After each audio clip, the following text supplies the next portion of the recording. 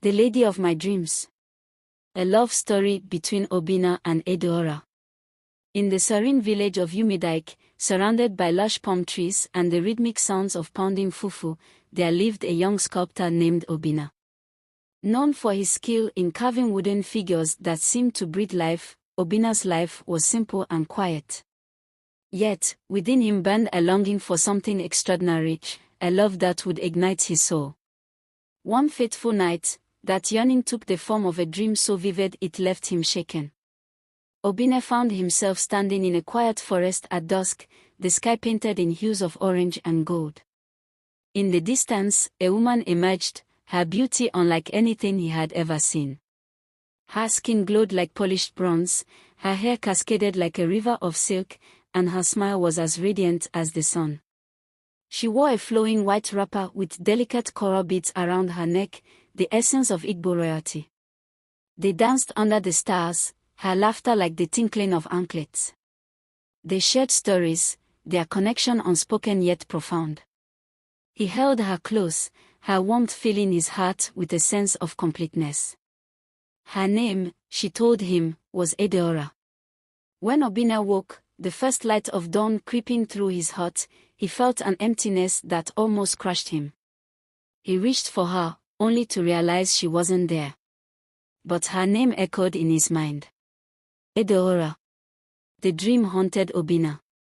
Every stroke of his chisel reminded him of her delicate features. Every melody from the village flutist brought back the memory of their dance. He couldn't let go. Convinced that Adaora was real, he decided to find her, no matter how impossible it seemed. His first stop was the elder of Umidike, who was known for interpreting dreams. The elder listened patiently as Obinna described his vision. Dreams are messages, Obinna, the old man said. Adaora may be real, or she may not. But if your heart tells you to seek her, you must listen. Taking the elder's advice, Obinna set out, traveling to nearby villages. He carved a likeness of her face from his memory, carrying the small figurine wherever he went. Weeks turned into months. Obinna visited markets, festivals, and riverbanks, showing the figurine to anyone who would look. Most dismissed him, laughing at his foolishness. But one day, in a bustling market in Onitsha, an old woman paused to examine the carving. Her eyes widened in recognition. "This face," she murmured, "I know it. She resembles Adaora, the daughter of Chief Nonko of Ikeohia." But, she hesitated, a shadow crossing her face. "But what?" Obinna asked urgently. "She disappeared 2 years ago, my son. No one has seen her since. Some say she was taken by spirits, others that she ran away. Her family mourns her as though she's gone forever." Obinna's heart sank, but the mention of her name reignited his hope. He decided to travel to Ikeohia, determined to uncover the truth. Ikeohia was a picturesque village, its red earth glowing under the evening sun. Obinna approached the chief's compound with trepidation, clutching the figurine tightly. The guards were wary but allowed him to see the chief after hearing his story. Chief Nwanko, a towering man with a solemn face, studied the carving in silence. Tears glistened in his eyes as he finally spoke. "This is my Adaora. You say you saw her in a dream?"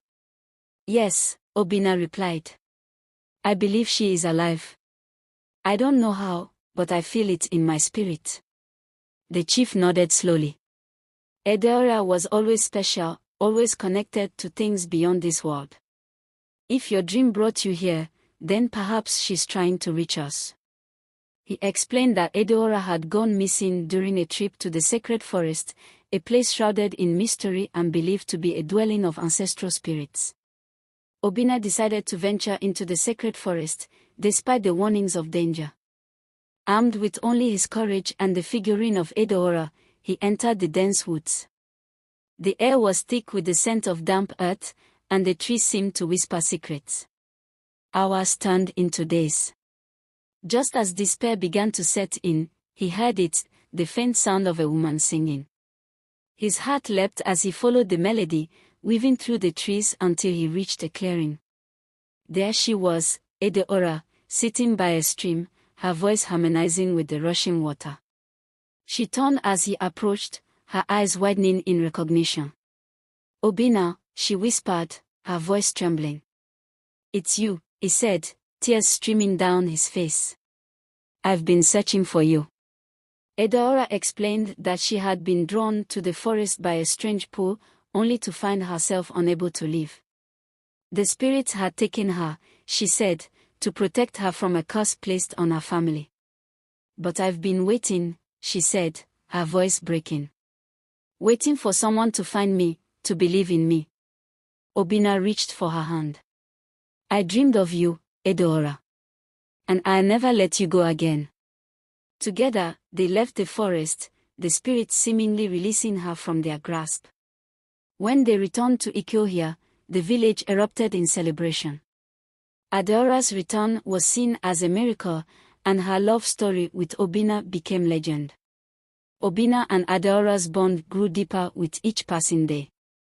They believed their love had been guided by forces greater than themselves, a connection forged in dreams and made real through determination.